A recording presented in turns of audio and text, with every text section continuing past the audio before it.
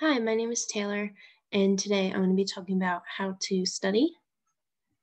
So let me share. Okay.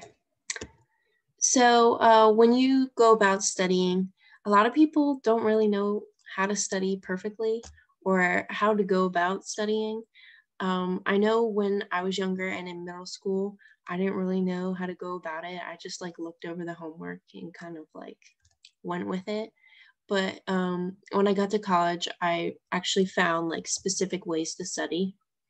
So I'm just going to tell you kind of like a run through of some of the things that I've learned that maybe could help you. So the first thing is to set aside time. So I'm a big procrastinator. A lot of times I will just leave everything until the last minute and then I'm super stressed and then I cram. But yeah, definitely setting aside time is the best way to study. It helps you not be stressed, and then you can take your time and learn the material. So the first thing is you want to figure out how long you need. So what kind of exam is it? Is it a final exam? Is it a midterm? Is it a chapter test? Is it like a quiz? And from there you can kind of base how much time you need to study for that. So if it's just like a quiz, I would say that you could probably study maybe the night or two before, because quizzes are usually smaller. They're usually on a few little lessons. Um, but if you're doing a chapter test, then maybe I'd study for maybe longer, like a few days or maybe even a week if you need it. So yeah, for big exams like final exam, midterm, chapter test, I would say at least a week is pretty good. And then an hour a day. And then definitely do not cram. Cramming is bad. Cramming will make you lose sleep.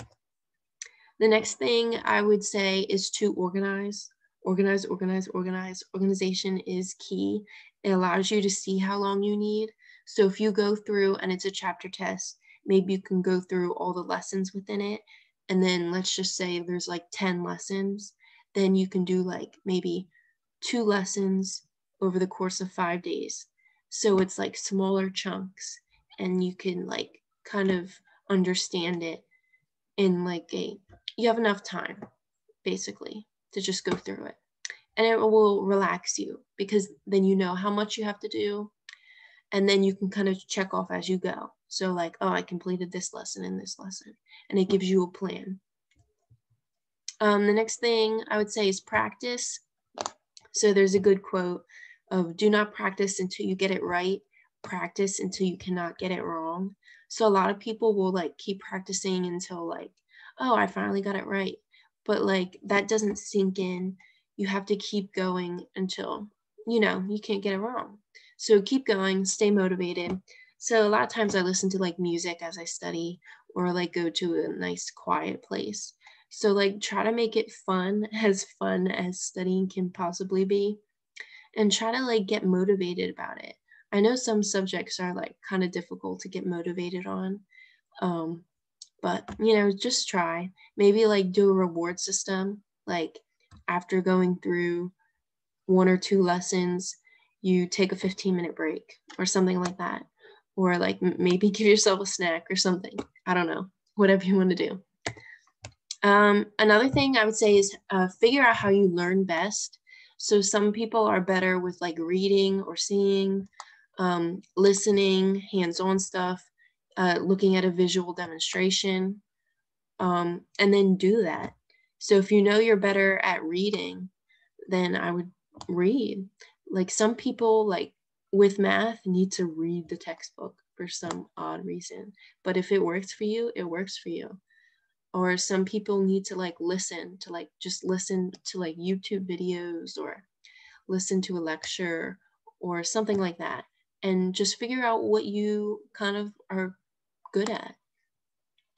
And then sometimes you might find yourself good at multiple things. So maybe you're good at with the reading and the listening and the hands-on, so you can do that. So mix it up.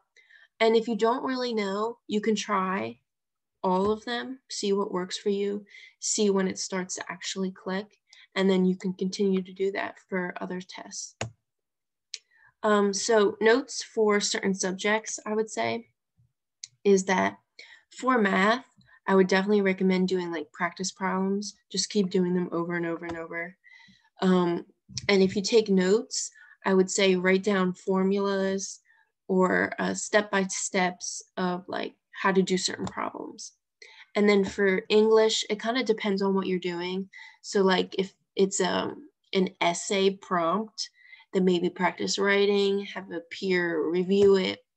Or if it's like a test on like a book that you read, then maybe take notes on like the characters, the plot, the settings, main ideas, chapters.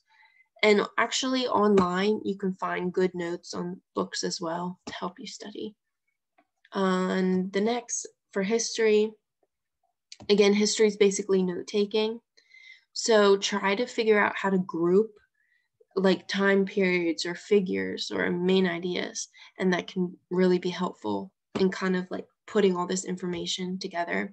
Because with history, they definitely throw a lot at you, but if you can organize it, it will be more helpful to you to like kind of click certain things together. And then for science is kind of like math in a way, because you have practice problems and whatnot.